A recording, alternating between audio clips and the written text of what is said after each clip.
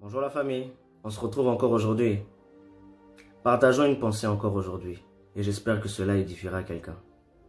Voilà, l'année vient de fouler sa moitié. Nous débutons le mois de juin aujourd'hui. Qui dit mois de juin voit 6 mois restants. Personne n'avait imaginé que 2020 allait se passer de la sorte. De vous à moi, même moi, je ne pouvais pas m'imaginer ça. Mais à voir les réalités que nous sommes en train de vivre aujourd'hui, je ne peux dire que wow. Voir les catastrophes naturelles, le Covid, aujourd'hui la lutte sur le racisme et tout. 2020 n'arrête pas de nous surprendre. À voir comment cette année est en train de se dérouler, plusieurs personnes peuvent facilement perdre espoir. Plusieurs personnes peuvent facilement baisser les bras et se dire que bof, 2020 est une année déjà sacrifiée. Bon, essayons d'oublier. Essayons de passer à autre chose. Essayons de penser à 2021. Peut-être que tu as raison de penser comme ça.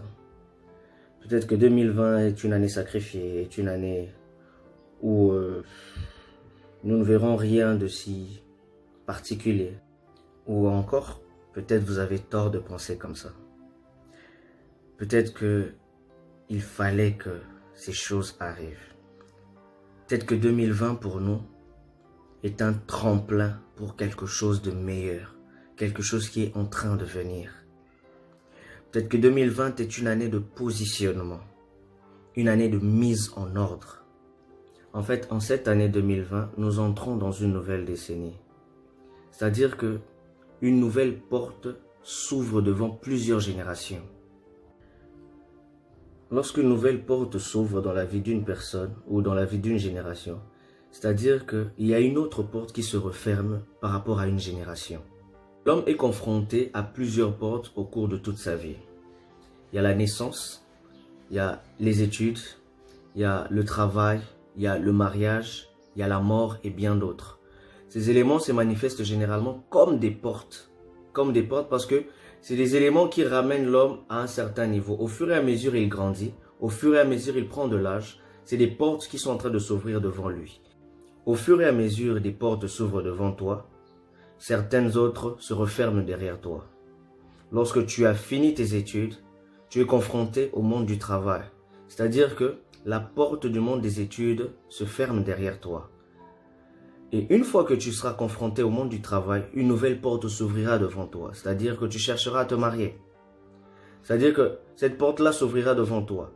Et après, tu auras envie d'avoir des enfants, de construire une famille. Cette nouvelle porte s'ouvrira devant toi et ainsi de suite jusqu'à ce que tu mourras. Cette suite logique se passe aussi au niveau de la terre. À vrai dire, 2020 est venu ouvrir une nouvelle porte, c'est-à-dire 2020 nous introduit dans une nouvelle décennie. Qui dit nouvelle décennie, dit des nouvelles choses. Pour qu'il y ait des nouvelles choses, il faut que les anciennes meurent. Il faut que les anciennes choses disparaissent pour laisser place à des nouvelles choses. Nous allons faire cette illustration sur 2 saisons, l'hiver et le printemps.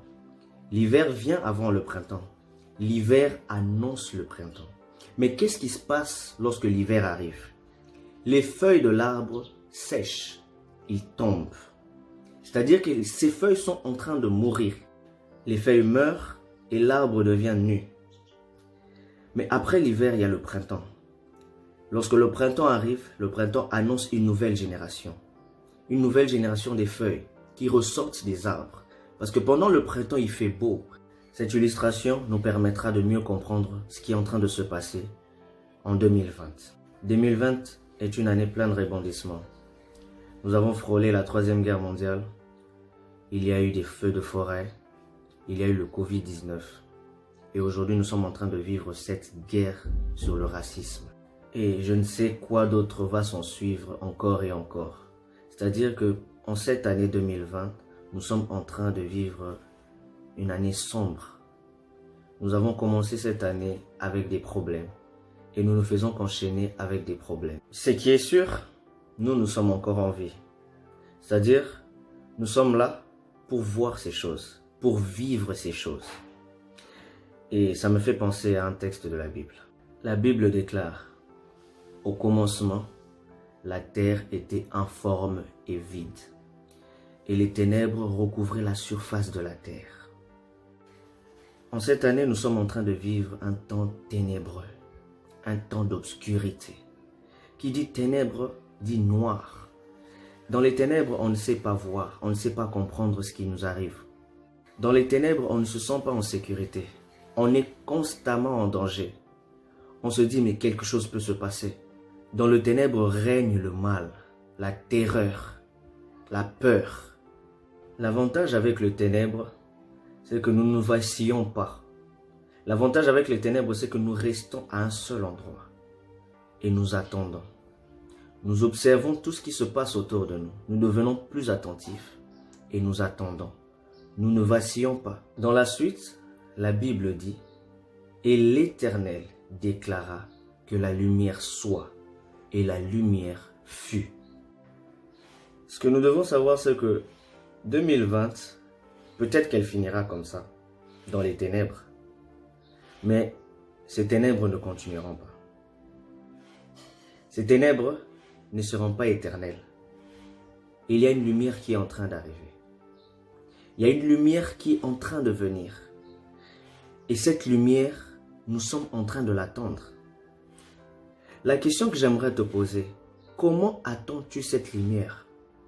Certains descendent dans les rues pour aller faire des pillages et sacrifier leur vie.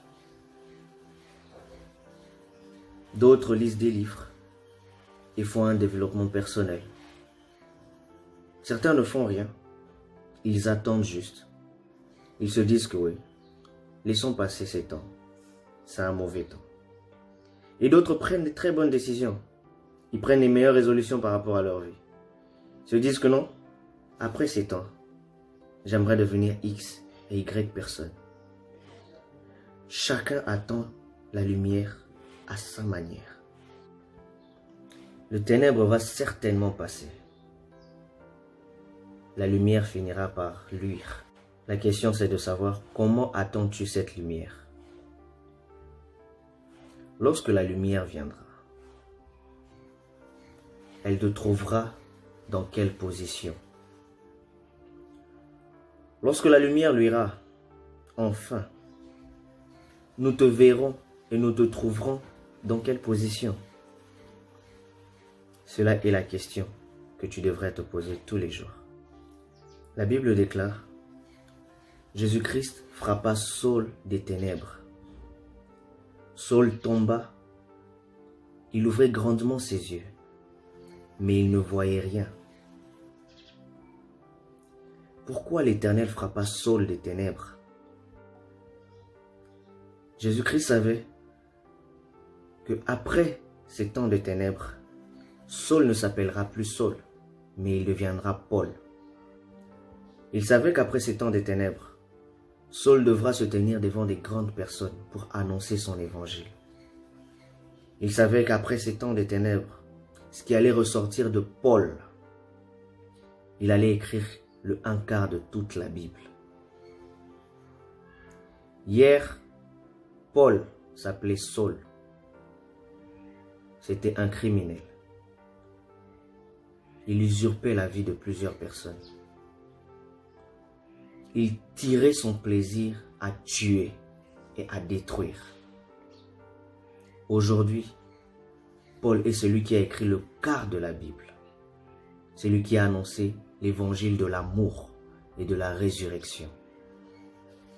Hier, il tuait, aujourd'hui, il ressuscitait. Alors pose-toi les meilleures questions. Lorsque la lumière viendra, où est-ce que nous allons te situer? Si hier tu étais un usurpateur, si hier tu étais un voleur, un criminel, tu ne devrais pas ressortir de ces ténèbres telles que tu es entré. Parce que chaque temps de ténèbres apporte un temps de réflexion. Et le ténèbre fait ressortir la vraie personne qui se cache en toi. Alors j'espère que cette vidéo t'aidera à réfléchir, t'aidera à prendre les meilleures décisions. Parce que nous sommes là pour partager et s'entraider. Ciao.